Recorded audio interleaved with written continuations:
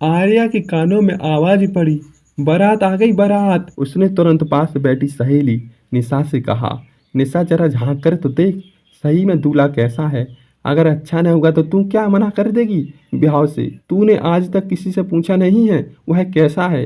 निशा ने कहा, आर्या तुम्हें पता है कि तुम्हारे माता पिता ने तुम्हारी शादी के लिए कितनी मेहनत की है। तुम्हें मना करने का कोई फायदा नहीं होगा।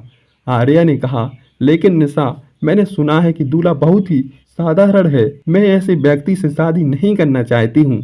निशा ने कहा, आर्या तुम्हें दूल्हे को देखना चाहिए, शायद तुम्हें पसंद आ जाए।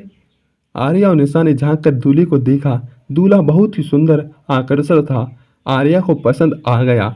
आर्या ने कहा, निशा दूल्हा बहुत ही सुंदर है, मैं शादी कर लूंगी। जब वर और वधू की अंगूठी पहनावे का समय आया तब का दृश्य बहुत ही सुंदर था। आर्या और दूल्हा एक दूसरे के सामने खड़े थे। उनके हाथों में अंगूठी थी। सहेली निशा ने कहा, वाह आर्या तुम दोनों बहुत प्यारे लग रही हो। एक दूसरे के साथ खुशी से खड़े थे। उनके चेहरों पर मुस्कुराहट थी। तभी एक महिला ने कहा, वाह वाह यह बहुत ही प्यारी जोड़ी है। इन दोनों को देखकर लगता है ये एक दूसरे के लिए बने हैं। एक महिला ने कहा, हाँ यह सच है और आर्या और दूल्हा दोनों बहुत ही सुंदर आकर्षण है। एक आदमी ने मजाक में कहा, अब तो आर्या घर से जाना होगा, लेकिन हमें उनकी याद आएगी।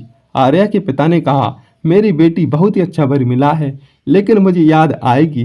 दूल्हे की माँ ने कहा, हमारे बेटे को बहुत ही अच्छी वधू मिली है, हमें बहुत खुशी है। आर्या और दूल्हा एक दूसरे के साथ खुशी से खड़े थे। उनके चेहरों पर मुस्कुराहट थी। वे दोनों एक दूसरे से प्यार करते थे और एक दूसरे के साथ खुशी रहना चाहते थे।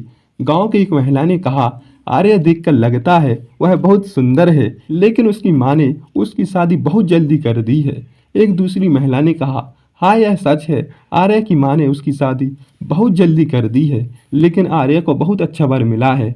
एक तीसरी महिला ने कहा, मुझे लगता है आर्या और दूल्हा एक दूसरे के लिए बने हैं, वे दोनों बहुत प्यार करते हैं। आर्या और दूल्हा ने इन सब बातों को नज़रअंदाज करते हुए एक दूसरे के साथ खुशी रहने का फैसला किया। वे एक दूसरे से बहुत प्यार करते थे और खुश रहना चाहते थे। जब विदा का समय आया तो आर्या की माँ ने आंखों में आंसू थे और बहुत रोई। उसकी माँ के लिए यह समय कठिन था, क्योंकि उसकी बेटी हमेशा के लिए विदा हो रही थी।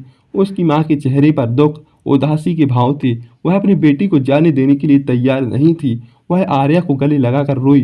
वो कहा, मेरी बेटी तुम मुझे छोड़कर जा रही हो, मैं तुम्हें बहुत याद करूंगी।